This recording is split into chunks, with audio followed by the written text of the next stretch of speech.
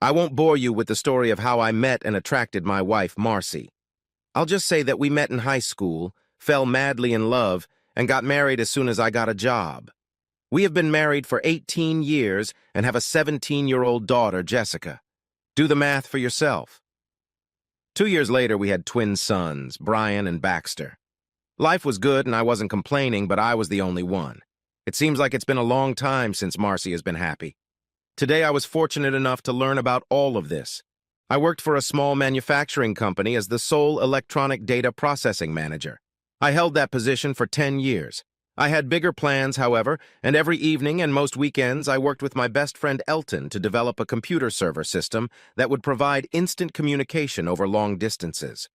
Although software development seemed to outpace our hardware efforts, Elton and I still managed to create a small, compact system that we were almost ready to put into production. Unfortunately, we weren't working fast enough to save my marriage. Today was the day Marcy decided to give me the bad news. John, it's very simple. The only thing I'm asking for is $500 a month for child support. You get to keep the house, furniture, and everything else. She had been explaining everything to me for the last 15 minutes, and I, of course, had listened to almost nothing. I hate to interrupt you, but $500 seems a little small to me for 3 kids. Marcy let out an intermittent sigh. John, it's only for Jessica, and only until she turns 18. I'm trying my best to be fair, and I think $500 is reasonable. What about the boys? Don't you take them, too? Of course I take them, but you don't have to pay child support for them because you are not their father. I'm really surprised you didn't realize that years ago. I guess that shows how dumb I was. No, I didn't figure it out. It never even occurred to me that the boys might not be mine. Now she was telling me that not only did she want a divorce, but that she had been cheating on me for at least 16 years. What else was there that I didn't know? My thoughts began to wander again. She kept talking, and I tried to put the pieces together in my head. I'm sure what she was saying was important, but I just couldn't bring myself to focus. Okay, hell okay. I'll agree to pretty much anything. The only thing I insist on is that Jessica be with me every weekend and on all school vacations, including summer vacation. Marcy was silent for a moment. I can live with that. If it's okay with Jessica, I'll have the papers ready tomorrow. Will you sign them then? I realized she was getting ready to leave. I hadn't realized it before, but she had actually been gradually moving her stuff out over the last few weeks. Just a couple questions before you go, please. Who the hell is the twins' father? Who are you going to live with? And finally, why have you waited so long? Langford King is Brian and Baxter's father. We're all going to move into his house. What about his wife? Where will Joyce and the girls stay? Joyce left and took the girls with her. After she caught me and Langford in bed, their marriage was over. I didn't ask for a divorce before because Langford was still married and I had no other choice. But now that he's getting a divorce, it seems reasonable to me, too. You slept with Langford for 16 years? That's right, and I have no intention of stopping. I'm sorry, John, you're a great guy, but you're just mediocre in bed, and I'm afraid you'll be working for the rest of your life just to earn your bread. Langford is rich, successful, and a great sexual partner. I only have one life, and I want to enjoy it to the fullest. You can't give me that. I had no answer to that. I watched her walk out the door and then opened a cold beer. She was right. Here I was, sitting in a $300 chaise lounge chair drinking a cheap beer. I had big plans, but that's where it ended. I think what truly killed all my feelings for her was when she compared my sexual performance to Langford's. There's not much you can do about things like that. You either get it or you don't. I was always satisfied, but apparently Marcy wasn't. We'd known Langford and Joyce since high school. Foster King, Langford's father, had been the carpet king in our town for as long as I could remember. About 10 years ago, he retired to Florida, and the business was taken over by his only son. Many of us got together regularly for barbecues, picnics, and other get-togethers. Marcy and Langford were always friendly with each other, but no more so than the other members. Langford began to distance himself from our group as his bank account grew. We had only seen them 2 or 3 times in the last few years, at least I had. They had 2 beautiful teenage daughters who were friends with Jessica. Speaking of Jessica, She was a bright spot in my hectic life. She was small, funny, and sweet. She always brought a smile to my face. Unlike her brothers, she studied hard and was an excellent student. All she wanted was a good SAT score and admission to a great school. I did everything I could to help her. Brian and Baxter were the complete opposite. Not only were they not interested in learning, but they didn't want to play sports. I tried several times unsuccessfully to involve them in my computer projects. Most of my interactions with them were preventative or corrective in nature. I was correcting the situation and their mother was overpowering me. Now I understood why. Marcy had always been a good wife. She never refused me sex and quite often initiated it herself. She kept the house clean and was never demanding. She was a wonderful mother and a wife I could be proud of. Turns out she was also a terrific actress. I was finishing my third long neck when Jessica came home from school. There was no telling when the boys would be back. They usually skipped dinner a few times a week, and Marcy didn't say anything. I stopped arguing about it a long time ago. "Hey, Dad, what are you doing home? Where's Mom?" I struggled out of the chair and gathered my empty things. "Your mom asked me to come home for lunch today to tell me she wants a divorce." My words sounded a little slurred, even to myself. I don't know how to drink. "I'll get it. Have a seat. I guess that explains why you're drinking in the middle of the day." Jessica took the bottles from me and carried them into the kitchen. "You didn't guess, did you, Dad?" "No."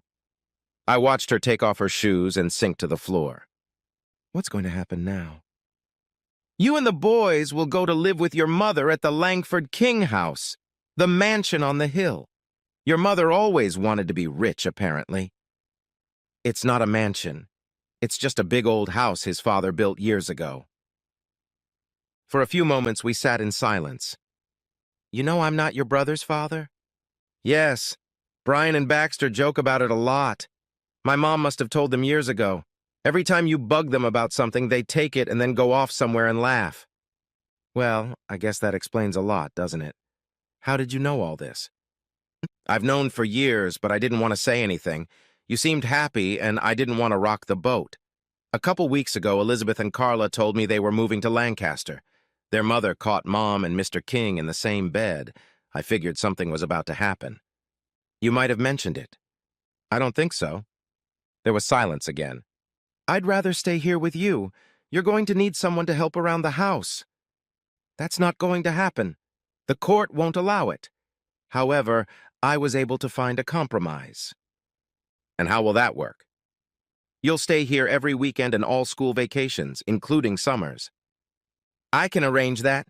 Why don't you go take a shower and I'll order a pizza?" While we ate, Jessica laid out her breakup plan. She was to come over to our house on Friday after school and stay until she returned to school on Monday morning. I thought that was better than anything I could have imagined. We were still discussing the details when the phone rang. "John, I just wanted to let you know that the boys are here and will be staying the night. Tomorrow, while you're at work, the kids and I will move our stuff here. They can afford to miss a day of school. Jessica can spend the evening deciding what she wants to take with her and what she wants to leave here. I don't see any reason why we can't start a new life right now, do you?" "No, I don't mind. I'll let Jessica know." The redistribution of the bodies went smoothly.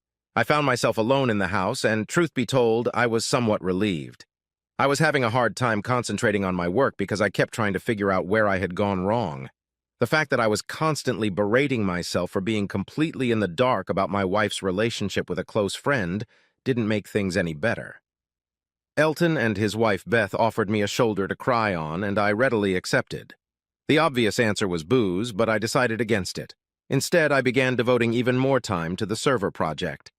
Beth wasn't thrilled that Elton was working more hours than before, and I ended up having to send him home several times. The divorce papers were filed, and Jessica started spending her weekends with me. She tried not to say anything derogatory about her mother, but she never seemed to have anything nice to say. She seemed a little annoyed at how much time I spent developing the server, but she didn't complain. She did the laundry and household chores that Marcy couldn't do anymore. It wasn't my plan to use her that way, but she seemed happy to have something to do besides studying for exams. I always made time to have lunch with her. At the end of spring, things got better. Jessica was accepted to the University of Oregon, and was also approved to attend high school abroad in Spain. She was worried that Marcy wouldn't let her go for some reason, but she needed her permission. I didn't understand her concern until I learned that she hadn't told her mother about either her college applications or her request for an exchange program. At my suggestion, Jessica asked her mother to sign the permission slip for the trip abroad, presenting it as a class trip, without any further details. Marcy signed the paper without even looking at it. The next week, we filed for her passport.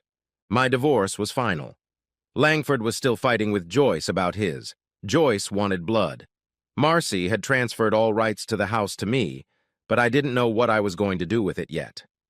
While Elton and I were finishing up the server project, Beth was using her computer skills to create a spiffy presentation. We prepared a slideshow and had the handouts professionally printed. A week later, we received a contract to supply a hardware system for the State Traffic Commission and a hefty check. I had to quit my job to get everything done. Since I no longer had a family, a steady job wasn't that important. Elton, on the other hand, couldn't afford to quit his day job, but he worked nights and weekends to get things up and running. By this time, Beth seemed to be more supportive. We had no trouble hiring some college students to help with the installation. Wireless technology seemed to simplify everything, and all the equipment was assembled from off-the-shelf components. 6 weeks later, we had a fully operational system. It had a few glitches, but the customer was thrilled. 2 days later, the State Department of Corrections called to set up a meeting. Elton quit his job, and Beth announced she was pregnant. The second contract went much more smoothly. Several students had graduated and were happy to be hired full-time. Elton did without me for a week while I accompanied my daughter to Barcelona. I needed a vacation, and Jessica felt better when I was around. Marcy was furious when she found out about the trip, and also when I stopped sending her child support checks. I could easily afford to pay them, but I wanted to annoy her. All I had to do was hold out another 5 months until Jessica turned 18. We were getting inquiries faster than we had time to answer them. I became the regular contact person and was constantly on the road. Elton did most of the business at home. We had to rent a small office, which Beth quickly took over. She was happy that I spent most of my time traveling. Beth had to hire assistants for the office to get them trained in time for the baby's birth, and we also booked an attorney. Things were going better than we could have anticipated. Our legal beagle advised us to incorporate a company, but he subcontracted the job to a professional firm in Philadelphia. The house became lonely again. I could tolerate a few days without Jessica, because I always knew she would be around on the weekends. Now I spent a lot of time sending emails and making overseas calls. I guess being busy kept me from dwelling on the loneliness. I hadn't heard from Marcy or the boys. I spent Christmas in Spain with my daughter. Everything was great. Jessica was due home in 4 months and then off to Oregon for college. When I wasn't traveling, it was easy for me to get a ritual going. Every morning I had breakfast at the same table at the same diner. It only took a few weeks before I became a regular. When I wasn't thinking about the project, I spent a lot of time thinking about what went wrong in my marriage. The more I thought about it, the more bitterness built up in me. I needed closure and some kind of fulfillment. My wife had been humiliating me for 15 years. How could I let it go unchecked? A small notice on page 3 of the morning paper gave me hope.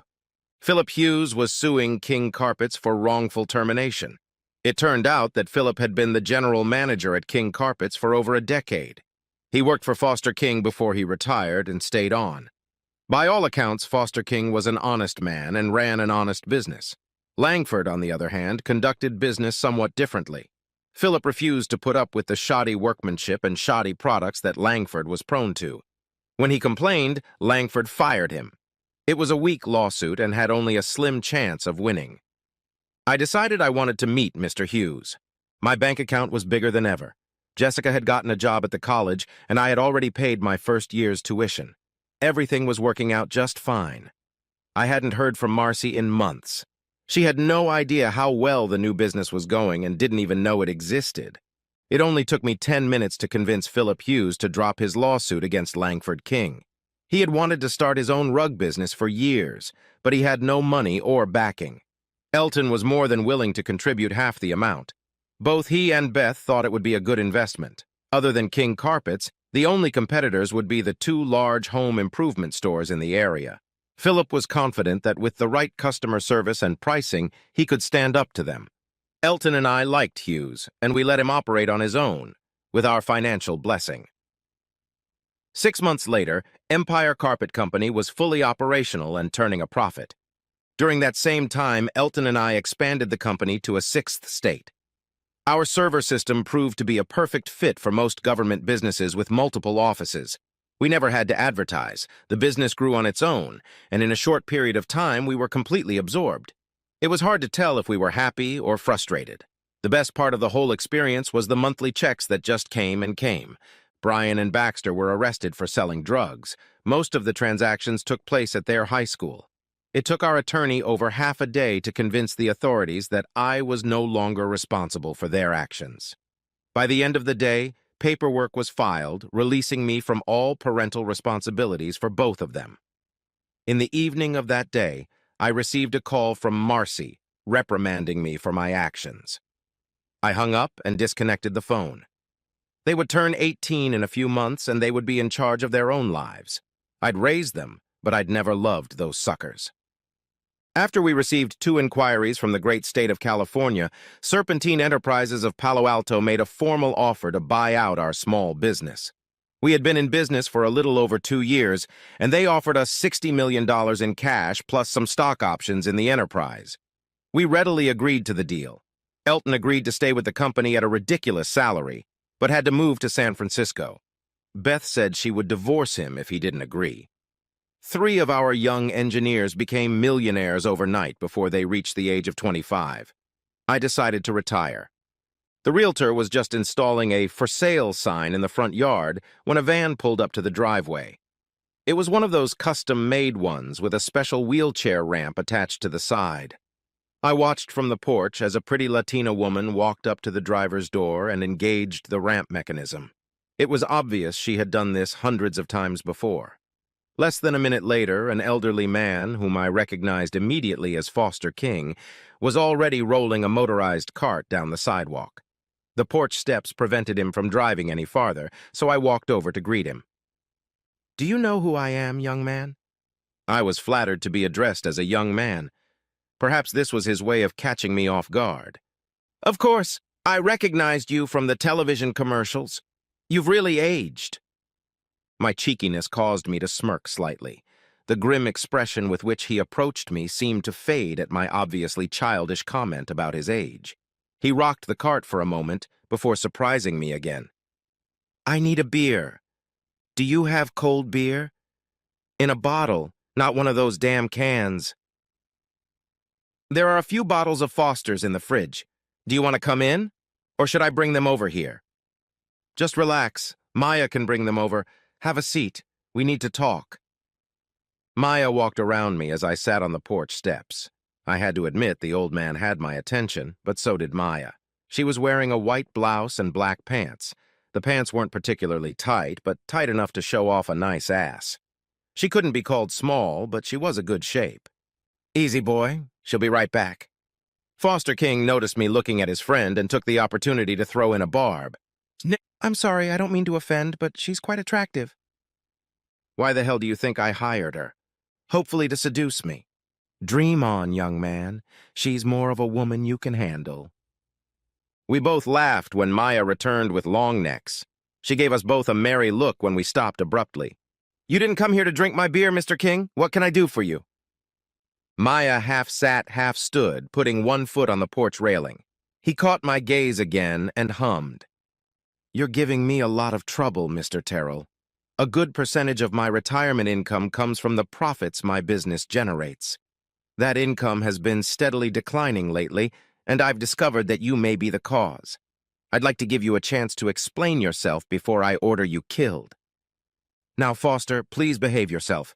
You promised me you wouldn't engage in nonsense like this. Apologize to Mr. Terrell." Maya spoke for the first time since they arrived.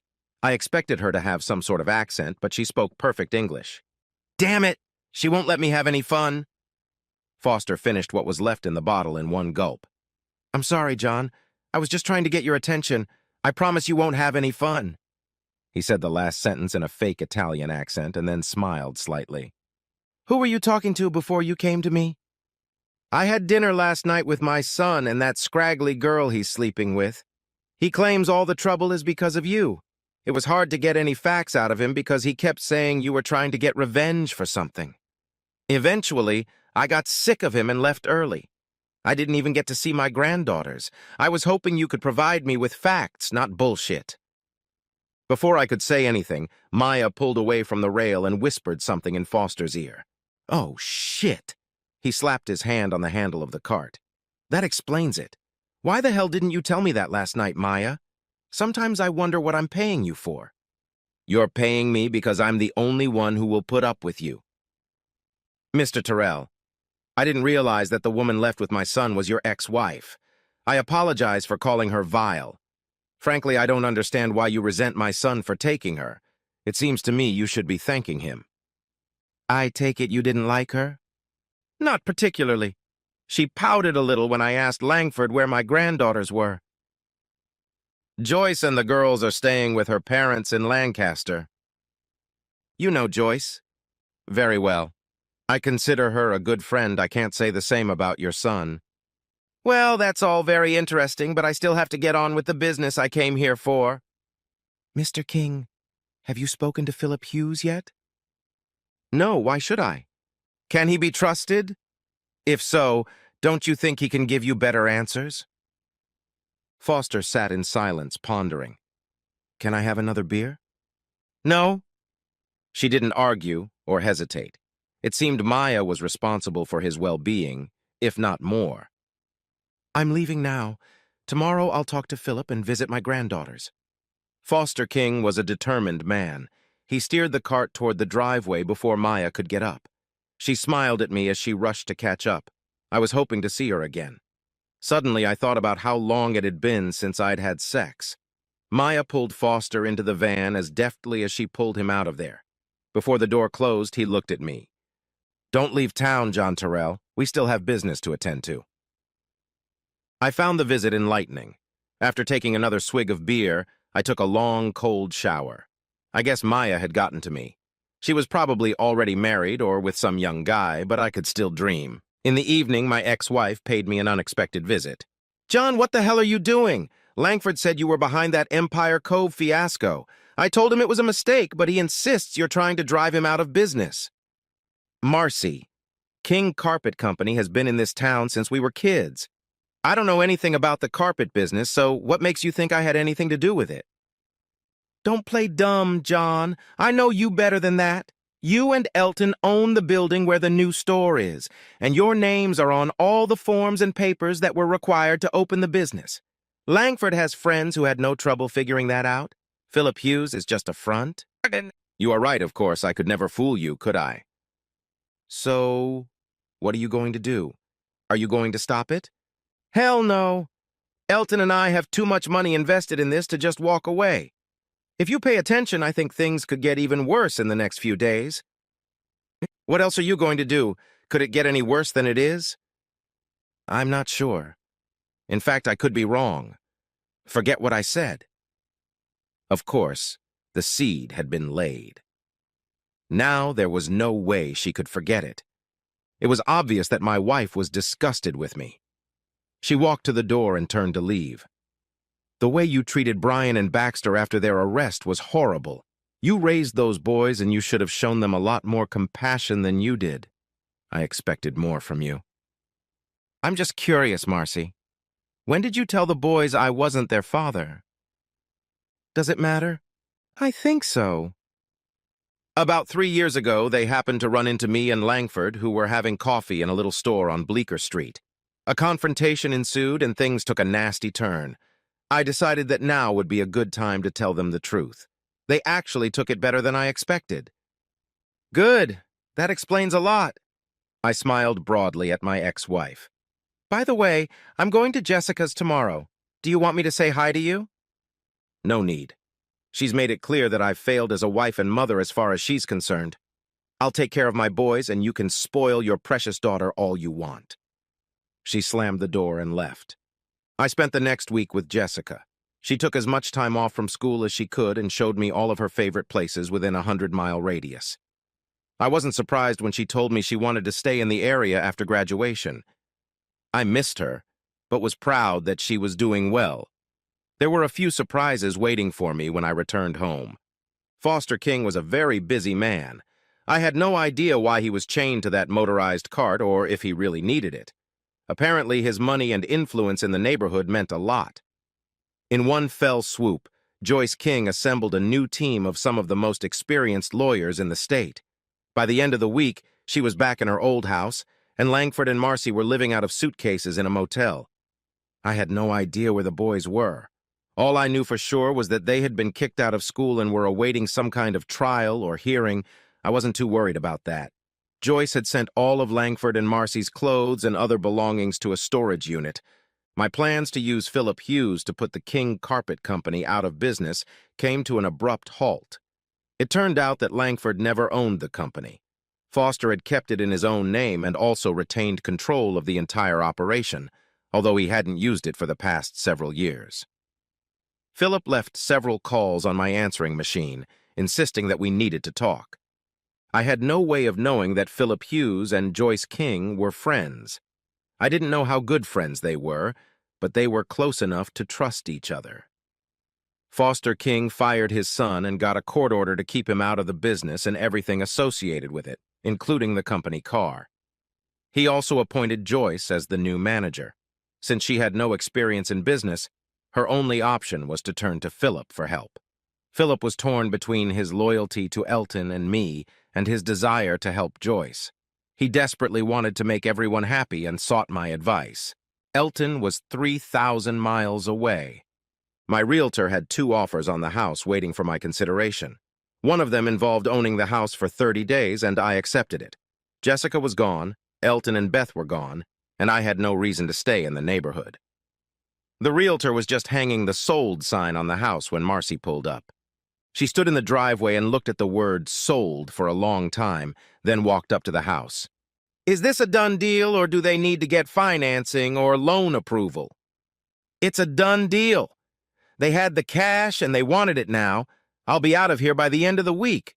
Why do you care? Joyce King got a fancy lawyer and was able to take the house away from Langford. We were looking for a place to live until we could find a new house. I just thought you might want to rent this one. I'm sorry. You're late, but I'm sure with Langford's money you'll have no trouble finding a place to live. I grinned to myself when I said that. She hadn't even realized that I was well aware of the financial difficulties they were facing. I was sure Foster King wasn't going to give any indulgence to his wayward son. Philip told Foster about the way Langford was doing business and the way he was treating his wife. Papa was not pleased. Marcy didn't pursue the subject further. As she left, I noticed an Alamo car rental sticker on the back bumper of the car. In the evening, Philip Hughes and Joyce King came to see me. I was amazed at how well they got along with each other. It didn't take us long to come to an agreement. Empire Carpets would become Empire Floors and would sell only tile and wood flooring. King Carpets would only sell carpets. Philip saw no problem in running both businesses, but would only agree to do so if Elton and I agreed. He felt that the 2 businesses would complement each other. He also mentioned that King Carpet might be interested in buying Empire in a few years. I thought that was very clever of him. I noticed Joyce smiled embarrassedly when he said that. It looked like they were closer than I thought. I gave all the furniture and things in the house to the Salvation Army. What's more, I gave them most of my clothes as well. It was time for me to get a new closet, and this was the perfect time. By the time I was done choosing, everything I wanted or needed fit in my car. I spent the entire day closing out bills and making sure I had no outstanding debts. Somehow Foster King got my cell phone number and made me join him for dinner that night. It was my last day in the city. I was sure everything would go well and looked forward to seeing Maya again. Foster King was a proud man and liked to gloat a little. He briefly told me about his meetings with Hughes and Joyce. He had no doubt that the action taken against his son was well-deserved. He thanked me for allowing Hughes to help Joyce. I tried to listen to every word he said, mostly out of politeness, but my gaze kept wandering to Maya. She was dressed in a gray-green evening gown that made her eyes sparkle. Her hair and makeup were flawless. Foster noticed I was distracted and stopped mid-sentence to make me feel uncomfortable. His laughter gave away his intentions. Maya didn't engage in conversation, only stopping Foster from reordering drinks and letting him order dessert. He feigned a pout and made a half-hearted remark under his breath. Maya excused herself to the ladies' room, and that gave Foster a chance to argue with me. "What are your intentions after the house is sold?" "The house is sold, and tomorrow morning I'm leaving for San Francisco to visit my friends, Elton and Beth. They had a baby, and they named it after me." "They named their baby girl John?" "Well, Johnny, actually. How could I say no?" "Where are you going to go when you get back?" "I have no idea. I'll leave my car at the airport with everything I own packed in it. I think I'll drive south until something catches my eye." "I have a better idea. Come live at my place. My house is too big for me alone, and I hate seeing Maya alone all the time." "Foster, what the hell do you mean?" "Maya's husband died in a car accident about 3 years ago. She has no friends in West Palm Beach and few opportunities to meet the right man. You're the only man she's shown interest in the last year." "Has she said anything?" "No, but I've noticed the way she looks at you, and she's always interested when I talk about you. I'll tell you this. Come and live with us for a month. If it doesn't work out, you can jump in your car and go wandering again. You don't lose anything, and I'll be very pleased." The conversation ended when Maya returned to the table. She smiled at both of us like we had just done something bad and indulged in it. I was definitely going to go to West Palm Beach. My visit with Elton and Beth went great. The new owners were able to expand the company to 20 states and several overseas locations. In a few years, the stock options will probably be worth much more than the actual money we were paid. Johnny was fascinating. I'm sure she'll berate her parents for giving her a boyish name, but I'll be the best godfather a child could ever have. I called Philip Hughes as soon as I got home to make sure everything was okay before I left. Things were fine, and he briefly told me about Langford. It seems he had a lot of personal debt that wasn't covered by bills or business assets. The cost of the divorce, plus the cost of hiring a lawyer for Brian and Baxter, had riddled him. He had no credit, no money, and no prospects. I was happy for Marcy. 2 days later, I was in West Palm Beach. Foster King must have been richer than I thought because the beach house was magnificent. Every chance he got, the old geezer took Maya and me together. He insisted she show me all the restaurants in South Florida. After a while, we pretended to go out, when in fact we stayed home and watched TV in the beach house. Eating out every night sounds better than it is. I think he knew what we were doing, but thought it was as good as what we were getting out of it. We enjoyed our time with Foster, but we began to enjoy our time together even more. It seemed to make him happy. Maya and I started sleeping together after the 3rd week. Foster, of course, knew this and started teasing us relentlessly. He didn't stop until I moved into her bedroom. That seemed to make him happy. Life was good. My financial situation was incredible. I was living in a beachfront mansion with no expenses and sharing a bed with a beautiful woman. My money was earning more interest than I could spend, and my stock options were rising so fast it made my eyes water. I treated myself to a new car. I'd always wanted a Mercedes. Joyce's divorce was finalized, and Philip Hughes wasted no time moving in with her. Marcy, however, had her doubts. Suddenly being married to Langford King didn't seem like the best idea. Marcy seemed to disappear into the night. Jessica and I never heard from her again. Before the end of the year, Foster asked me to witness his new will. I never found out exactly what was wrong with it, but it seemed to be going downhill fast. He left all his assets to Elizabeth and Carla, who were to be in their mother's care until they reached the age of 25. He left the business to Joyce on the condition that she marry within a year of his death. He left the house in West Palm Beach to Maya with the same stipulation. It didn't work out the way I planned, but who am I to complain? Oh yeah, I'm getting married sooner than I expected because I just found out Maya is going to be a mom. If it's a girl, I'm not going to name her Elton. Epilogue. Brian and Baxter decided to seek happiness in Mexico, but it didn't work out for them there. Marcy showed up from somewhere and asked me to help her with their legal fees. I gave her $10,000 and never saw her or the boys again. Jessica graduated and moved to Barcelona. I'm not sure, but I think she met a young man there. Foster lasted another 2 years. No autopsy was done, and I still don't know what happened to him. He lived long enough to be godfather to my new daughter, Foster Anna Maria Terrell. I'm naming the next one Elton.